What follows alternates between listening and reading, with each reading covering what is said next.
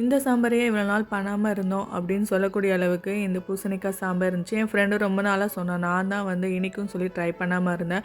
சரி இன்றைக்கி பண்ணி பார்க்கலான்னு சொல்லி ட்ரை பண்ணேன். உண்மையிலே இது டேஸ்ட் ரொம்பவே நல்லா இருந்துச்சு.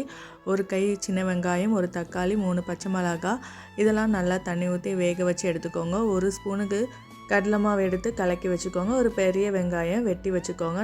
பூசணிக்காய், தக்காளி, பச்சை மிளகாய் நல்லா வெந்த பிறகு அதை நல்லா ஸ்மாஷ் பண்ணி விட்டுட்டு உப்பு, மஞ்சள்தூள், பெருங்காயத்தூள், 3 ஸ்பூனுக்கு சாம்பார் பொடி அதை போட்டு நல்லா கலக்கி வச்சுக்கோங்க. கடாயில் எண்ணெய் ஊற்றி கடுகு, கருவேப்பிலை, வெட்டி வச்சுருக்கிற வெங்காயம் நல்லா சேர்த்து நல்லா வதங்கின பிறகு வேக வச்சுருக்கிற காயை இது கூட சேர்த்து நல்லா கொதிக்க விட்டுக்கோங்க. கொதிக்க வைக்கும்போது நம்ம ஆல்ரெடி வந்து கடலை மாவு இது கூட சேர்த்து நல்லா கொதி வந்த பிறகு நம்ம கொத்தமல்லி இலை போட்டு இறக்கலாம். 10 நிமிஷத்தில் ரெடி ஆயிடும். நம்ம ரெகுலராக வீட்டில் செய்கிற பருப்பு சாம்பாரை விட இந்த பூசணிக்காய் சாம்பார் ரொம்பவே நல்லாயிருக்கும். கண்டிப்பாக ட்ரை பண்ணி பாருங்கள். உங்களுக்கு பிடிக்கும். பிடிச்சிருந்தால் லைக் பண்ணுங்கள். தேங்க்யூ.